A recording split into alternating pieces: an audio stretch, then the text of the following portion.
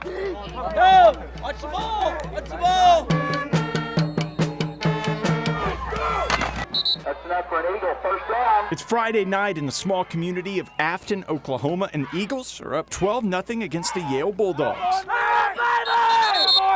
There's nothing special about this play. It happens hundreds of times every week on fields all across Green Country. But the story of number 60, the kid who made the tackle, well, that is special.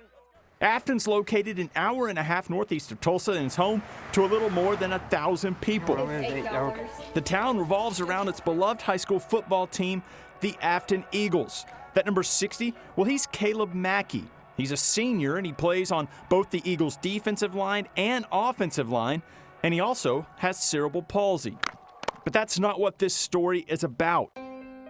It was late spring of 1994, and Kaleb was just 6 months old when his mom and dad noticed something was wrong with their baby. He was around 6 months old, and his hand wasn't exactly doing what it should, and his foot was still turned in, and he was having a hard time doing some of the stuff he should have been doing. They ended up doing a CAT scan and MRI and said that he had had a stroke. A stroke before he was even born. The doctor told his parents their son had cerebral palsy. A kid with CP has a hard time controlling the muscles in his body. With that diagnosis, Kaleb's long journey began. I took him to all his, his physical therapy appointments, and, from not being able to walk even, until he was over 2 before he was taking steps by himself. And a lot of times then he even used a little walker thing.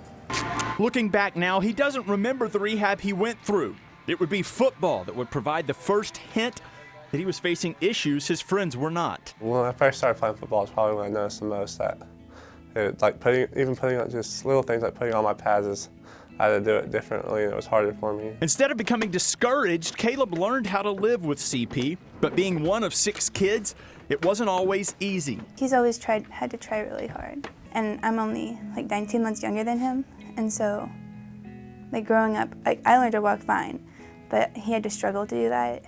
And I learned how to ride my bike, and then he had learned the next day how to ride his bike. Kaleb's 17 now, walking and riding a bike. Well, they aren't a problem anymore, and neither is taking on opposing players. He's learned how to overcome obstacles that to us are simple, everyday tasks. I gotta put myself in situations that I can handle, just everyday things that people take for granted. I just have to do them in the same things that they do. So. I really learned how to tie my shoes. That was a hard struggle, but I can do it now. If you stop and think about what cerebral palsy can do to your body, you might begin to feel a bit of pity for Kaleb, but that would be a mistake. He doesn't see it as a handicap, and he doesn't want you to either.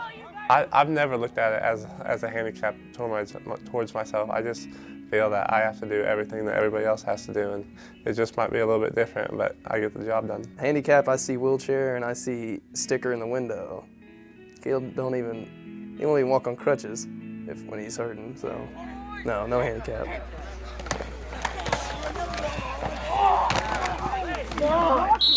And that's where the story of Kaleb Mackey really begins, because when you watch him play, he's as physical as anyone else on the field. And considering what he's had to overcome, well, it becomes pretty inspirational.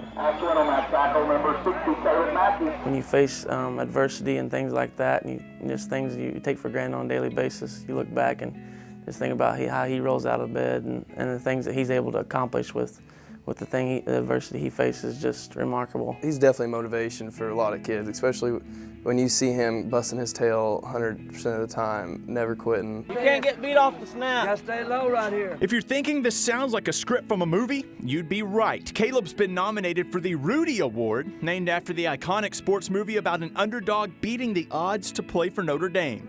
Being an underdog is something Kaleb knows a thing or two about, and now that his playing career is over, he feels that he too has beaten the odds. It really has been a motivation, because I have to go out there every day and prove myself to everybody that I can play with them. You feel like you've done that, though? Yeah, I feel like I've done that. But unlike Rudy, Kaleb has no plans to play football in college, and now that his playing career is over, he's focused on becoming a college student. I see myself going to college, getting into an engineering program, and having a normal life. There's nothing about Kaleb's story that is normal. From learning how to walk and tie his shoes to learning how to ride a bike and then to play football, it's all been a struggle, and it's all taught those around him a thing or two about life. His story, I think, if anything, is about determination and about, you know, being competitive in a world where, you know, you have obstacles that you have to overcome. Just how to live life, just how to enjoy the moment for what it is, and try to excel in everything you do. I look up to him a lot. He's like one of my heroes. Let's go.